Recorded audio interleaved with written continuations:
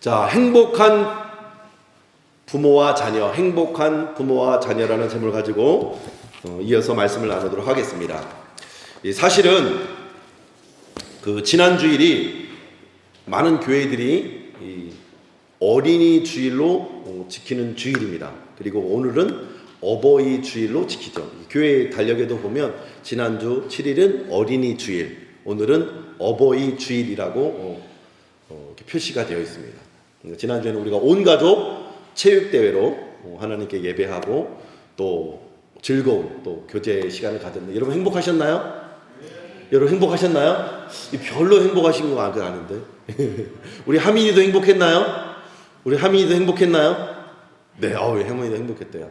네. 우리 현호도 행복했나요? 현호도 행복했대요. 네. 감사합니다.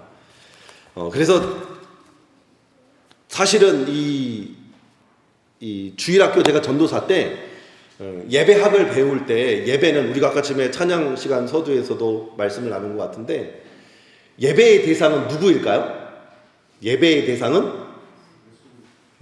예수 그리스도 하나님 성삼위 하나님이 예배의 온전한 대상이 되십니다. 저는 그렇게 배웠어요. 그 예배학을 배우다가 예배학에서 우리의 예배와 찬양과 경배의 대상은 오직 하나님 한 분뿐이다 라고 배웠어요. 그리고 나서 어린이 주일과 어버이 주일을 맞이하는데 제 마음 가운데 그런 생각이 들었어요. 마치 우리가 지금 지키고 있는 어린이 주일은 어린이를 위한 예배 같은 거예요. 그렇지 않나요? 어린이 주일로 지키면 어린이를 위한 예배가 되는 것 같아요. 또 어버이 주일을 지킬 때는 어버이를 위한 예배가 아닌가라는 생각이 제 질문하는데 딱 들어왔어요. 그래서 저는 어린이 주일은 어린이를 위한 예배가 아니고 하나님 앞에서 어린이가 어떻게 살아가야 하나님이 기뻐하시고 영광 받으시는 행복한 자녀로 살아갈 수 있을까? 어린이로 살아갈 수 있을까? 그것을 말씀을 통해서 나누고 가르치고 또 그것에 순종하도록 돕는 역할을 하는 것이 이 예배의 본질이겠다라는 생각을 하게 되었어요. 그러니까 어린이 주일은 어린이가 주인공이 아니고 하나님이 어린이를 통해서 어떻게 영광 받으시길 원하시는가를 가르쳐주는 것이 어린이 주일의 참된 의미인가 아닌가라는 생각을 하게 되었어요. 지난 주일날은 어린이가 행복한 하나님의 자녀로 살아갈 수 있는 방법에 대해서 나눴죠. 그것이 뭐였어요? 내 부모를 공경하는 것. 마치 하나님처럼 눈에 보이는 부모를 공경하지 못하면서 어찌 하나님을 공경한다 말할 수 있느냐? 바리새인과 율법사들을 책망하시던 그 주님의 음성 앞에서 주님이 약속하신 첫 계명 10계명의 위로 하나님을 향한 계명이 1계명부터 3계명이었고 5계명부터 10계명까지는 사람을 위한 계명인데 살인죄보다도 위에 있는 상위법으로서 다루는 법이 부모를 공경하는 것이었어요. 그 약속대로 부모를 공경하는 자에게 보장된 약속이 뭐예요? 땅에서 잘되고 창수하는 복이다. 그렇게 부모를 공경하는 자녀들이 하나님 앞에 행복한 자녀로 자라갈 수 있는 길이라는 사실을 말씀을 통해서 나눴습니다. 바라기는 우리 패스웨이 교회 모든 주님의 자녀들, 우리 어린아이들뿐만 아니라 할머니, 할아버지가 있는 우리 부모님들 세대 역시도 살아계실 때 부모님께 효를 다하고 부모님을 하나님 섬기는 것처럼 공경할 수 있는 우리 패스웨이 교회 모든 성도님들 되시기를 주님으로 축복합니다. 마찬가지로 어버이 주일 역시도 부모님을 위한 예배가 되어서는 안 되고 부모님이 하나님 앞에 어떻게 참된 예배자로 살아가야 되는지, 그래서 어떻게 하나님이 기뻐하시고 원하시는 행복한 부모가 될 수 있는지를 말씀을 통해서 배우고 결단하고 순종의 다리로 나아가는 예배가 되어야 된다라고 생각이 되었습니다. 그래서 오늘 본문 말씀 에베소서 6장 4절 말씀을 한번 읽어볼까요? 에베소서 6장 4절 말씀. 네, 함께 읽어보겠습니다. 시작. 또 아비들아 너희 자녀를 노엽게 하지 말고 오직 주의 교훈과 훈계로 양육하라. 아멘. 여기서 먼저 살펴볼 것은 아비들아 너희 자녀를 노엽게 하지 말라라고 말씀하고 있어요. 먼저 행복한 부모가 되기 위해서는 자녀를 노엽게 하지 말라고 성경은 우리에게 말씀하고 있습니다. 이 노엽게 하다는 단어는 헬라로 파롤기조라는 단어인데 화나게 하다, 경록해 하다, 노를 유발한다 라는 의미를 담고 있습니다. 왜 우리 아이를 화나게 할까요? 이는 단순히 아이들에게 참지 못해서 화를 내고 또 아이들의 이야기를 들어보지도 않고 다짜고짜 혼내기 때문에 그 마음을 상하게 하는 것도 있을 수 있습니다. 그런데 성경은 뭐라고 말합니까? 사랑은 오래 참고 온유하며 성내지 않고 무례히 행치 않는 것인데 사랑한다고 하면서 우리는 종종 자녀들에게 화를 낼 때가 있죠. 그리고 이 한마디로 자녀들의 마음을 노엽게 할 때가 있어요. 어떻게 말합니까? 조금만 잘못하면 내가 너를 어떻게 키웠는데 너가 나한테 이럴 수가 있냐고. 그죠? 우리 준이가 웃네요. 야, 내가 너를 위해서 공부하라는 거지 나를 위해서 공부하라는 거냐? 이렇게 말하는 거예요. 야, 게임 좀 그만해. 너 그러다가 바보 된다? 이렇게 함부로 자녀들에게 말하면서 아이들의 기분을 상하게 하고 마음을 노엽게 할 때가 있다는 거예요. 그런데 그 부모님의 중심이 뭐예요? 자녀들 망하라고? 잘못되라고? 아니죠. 그 부모님의 본심은 뭐예요? 사랑이죠, 사랑. 사랑하는데 표현이 올바르지 못할 때가 있다는 거예요. 중요한 것은 자녀들이 우리 부모님에게 하는 말들 대부분은 다 옳은 말이에요. 바른 말이에요. 자녀들 잘 되라고 하는 말이고 사랑하기 때문에 하는 말이에요. 우리 자녀들이 그것을 알까요, 모를까요? 은재야, 부모님이 우리 은재에게 하는 잔소리가 은재를 미워해서 하는 말이에요? 사랑해서 하는 말이에요? 사랑해서 하는 말이에요. 현준아, 부모님이 우리 현준이에게 하는 말씀이 현준이를 사랑해서 하는 말이에요? 현준이 잘못되라고 하는 말씀이에요? 사랑하기 때문에. 그렇죠? 잘 되라고 하는 말씀이죠. 애들도 다 알아요. 근데 애들이 잘 순종해요? 안 순종해요? 애들이 잘 부모님께 물어보는 거예요. 부모님 잘 순종해요? 안 순종해요? 잘 안 순종할 때가 있죠. 왜 그럴까요? 애들이 부모님의 말씀이 나를 사랑해서 하는 것도 알고 부모님의 말씀이 나를 잘 되라고 하는 말씀도 알고 부모님의 말씀이 다 옳은 말씀인 걸 알아요. 그런데 왜 순종까지 이르지 못하는 걸까요? 문제는 그 말에 옳고 그름에 있지 않고 그 말을 기분 나쁘게 하는 데 문제가 있는 거예요. 기분 나쁘게. 그래서 어떤 강사님이 그러더라고요. 우리 부모님들에게, 우리나라 부모님들에게 특별히 탁월한 은사가 있대요. 탁월한 은사가. 그게 뭐냐면 자녀를 기분 나쁘게, 기분을 상하게 하는 말의 은사가 있으시대요. 그래서 옳은 말인데 바른 말인데 그 표현을 잘못함으로 해서 아이들의 마음이 상하고 기분이 나쁘니까 마음으로 듣지 않고 마음으로 순종하고 싶지 않게 되는 것입니다. 그래서 자녀들의 마음에 노여움을 선물하게 되는 겁니다.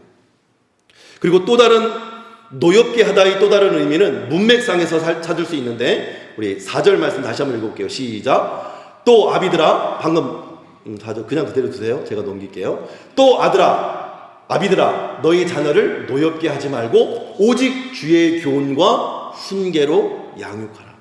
주의 교훈과 훈계로 양육해야 되는데 내 생각, 내 방법, 내 가치관대로 양육하려고 하기 때문에 우리의 자녀의 마음을 노엽게 한다는 영적인 의미에서의 그 자녀에게 노여움을 선물할 수 있다는 거예요. 예를 들어 말로는 교회 가라고 하나님 중심으로, 말씀 중심으로, 예배 중심으로 살라고 하면서도 내 삶으로는 부부간에 또 가족간에 뭐 때문에 싸워요? 돈 문제 때문에 다투고, 집 문제 때문에 다투고, 성격이 다른다는 이유로 다투고, 자녀들 대학 문제, 취업 문제, 결혼 문제, 자녀 양육 문제 때문에 다투는 모습을 보여준다는 거예요. 우리 자녀들 앞에서.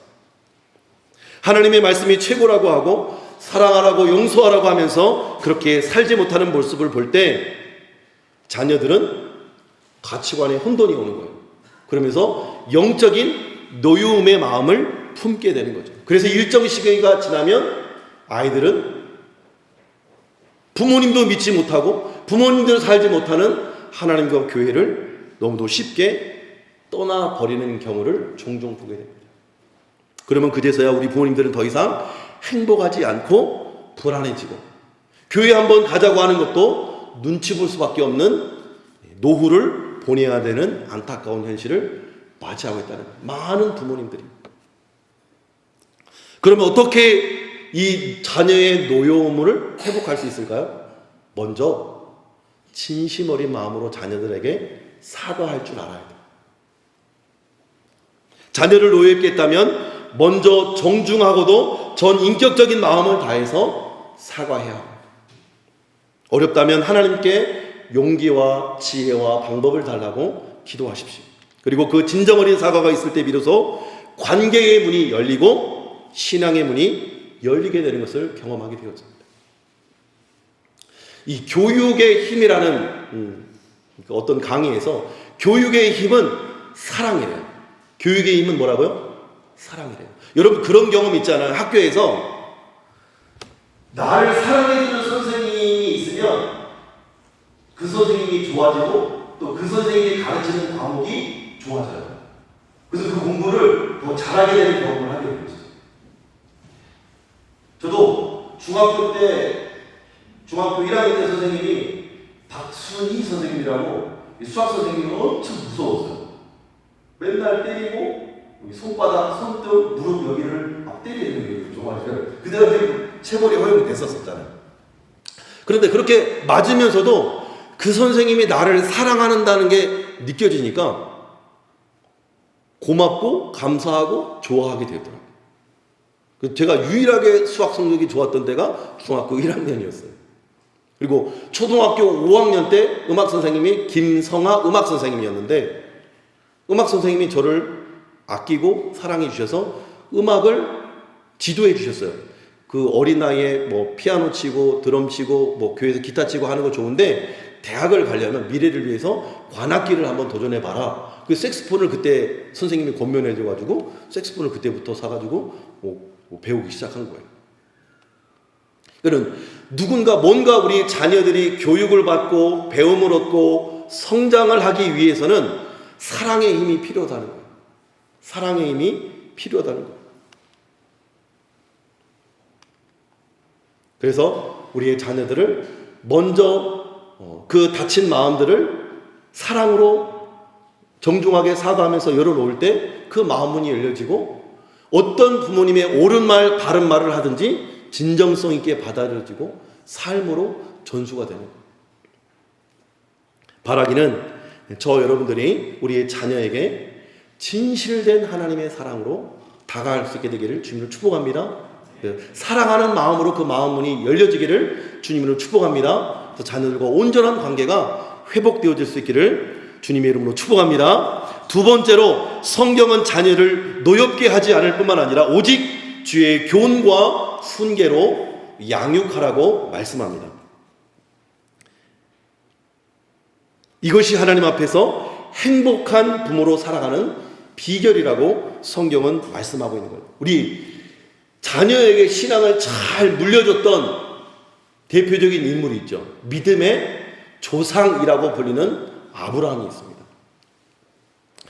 아브라함, 이 창세기 18장 18절에서 19절을 함께 읽어볼게요. 시작. 아브라함은 강대한 나라가 되고 그로 말미암아 복을 받게 될 것이 아니냐. 내가 그로 그 자식과 권속에게 명하여 여호와의 도를 지켜 의와 공도를 행하게 하려고 그를 택하였나니 이는 나 여호와가 아브라함에게 대하여 말한 일을 이루려 함이니라. 아멘. 여기 보면 아브라함을 택하신 이유가 뭐라고 말하고 있습니까? 내가 그로 그 자식과 권속에게 명하여 여호와의 도를 지켜 의와 공도를 행하게 하려고 그를 택하였다. 한마디로 아브라함을 택하신 이유는 복을 주려 함이라고 약속하신, 너로 말미암아 천하 만민이 복을 얻게 하려는 그 통로가 뭐예요? 자녀와 권속과 그 후손들에게 있다는 거예요. 그래서 실제로 99세 때에 주의 사자들이 아브라함과 사라에게 나타나셔서 이 약속의 말씀을 주시고 앞으로 될 일에 대해서 알려주십니다. 아브라함은 강대한 나라가 될 것이고 천하 만민이 너로 말미암아 복을 받으리라는 약속을 상기시켜 주시는 것이죠. 그리고 아브라함과 그 자식 곧 이삭과 야곱과 12지파에 이르는 후손들뿐만 아니라 그에게 속한 모든 사람들이 여호와의 도를 지켜 행하게 하기 위하여 아브라함을 택했다 말씀합니다. 그리고 하나님의 말씀으로 신앙을 자자손손 계승하기 위해서 아브라함을 택하였고 이를 위해서 아브라함에게 약속을 주신 것이라고 말씀하고 있는 거예요. 한마디로 너와 너 후손에게 복 주기 위해서 아브라함을 택했다는 거예요. 우리의 자녀들을 신앙으로 양육하게 하기 위해서 우리에게 선물로 주셨다는 거예요. 실제로 아브라함은 그 믿음을 그 아들 이삭에게 100세에 낳은 아들을 하나님께 드리라는 말씀에 순종함으로 하나님을 경외하는 법을 그 아들 이삭에게 전수해 줬습니다. 삶으로. 이삭도 야곱에게, 야곱도 12명의 아들들에게 축복하는데 그 축복이 그 아들 한 사람 한 사람에게 그 예언된 축복의 말씀대로 그들의 삶을 통해서 이루어지는 것을 역사 속에서, 성경의 역사 속에서 보게 되는 것이죠. 그 야곱이 요셉을 축복한 말씀을 가사로 담은 곡이 우리가 함께 불렀던 야곱의 축복인 거예요. 너는 담장 너머로 뻗은 나무. 작사 야곱, 작곡 김인식 목사님. 그 목사님이 다음 주에 오십니다.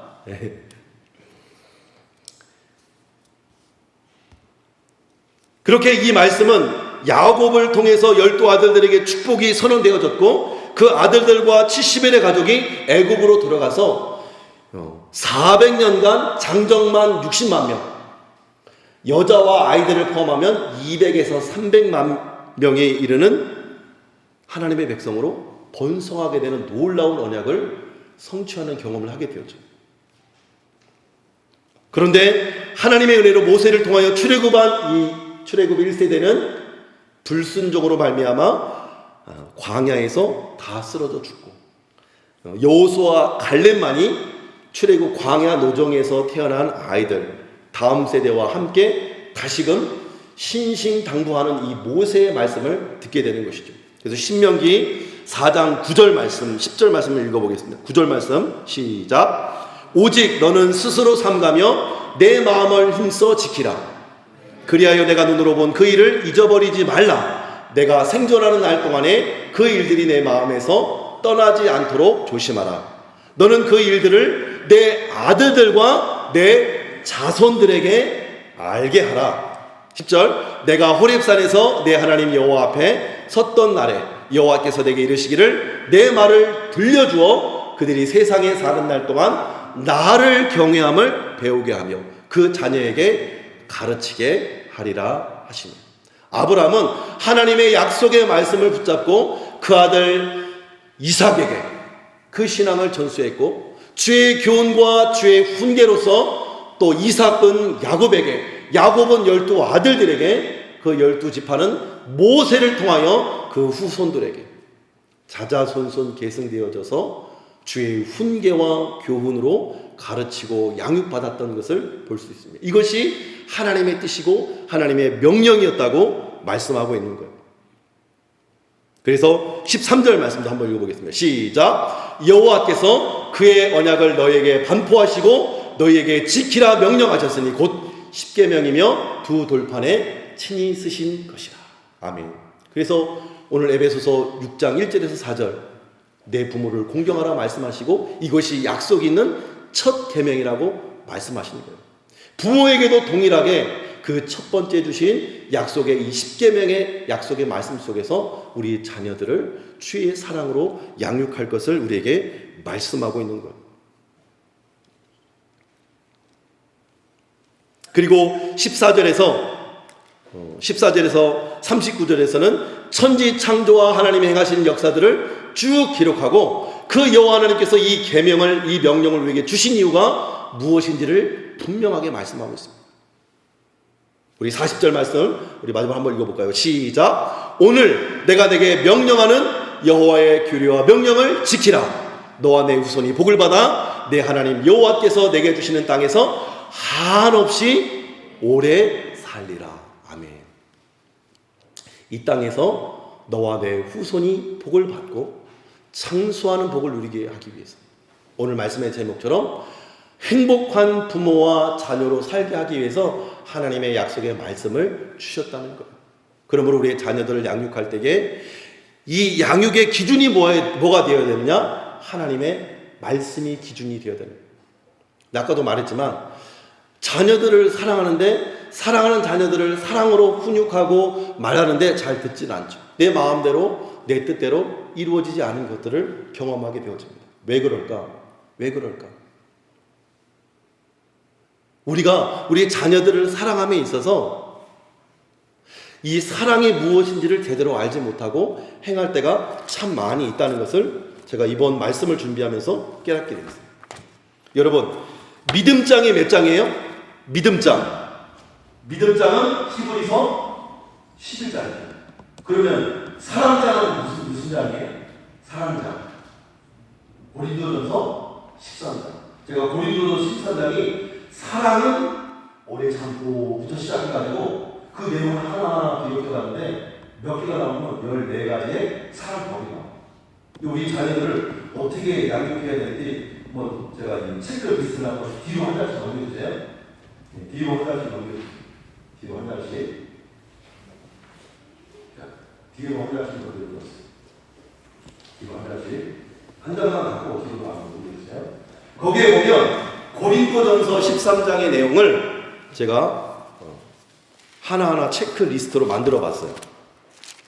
우리의 사랑 양육법, 우리의 사랑 교육법을 한번 체크해 보는 시간을 가지려고 합니다.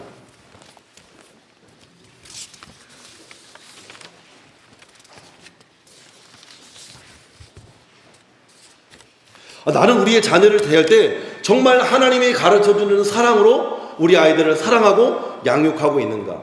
먼저 첫 번째 뭐예요? 여러분 읽어주세요. 시작. 사랑은 오래 참고. 여러분 자녀들에게 오래 참아주십니까?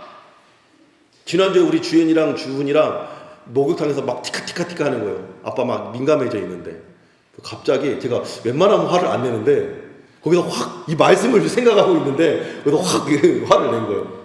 이주영 이렇게 하다가 제가 제 자신을 돌아보고 놀래가지고 이거 완전 나는 낙제다. 여러분 저는 여기 빵점이다. 순식간에 빵점으로 내려가고 있어요. 온유하며 여러분 자녀들을 사랑과 부드러움으로 대하고 있습니까? 오래 참고 온유하며 비슷한 내용인 것 같아요.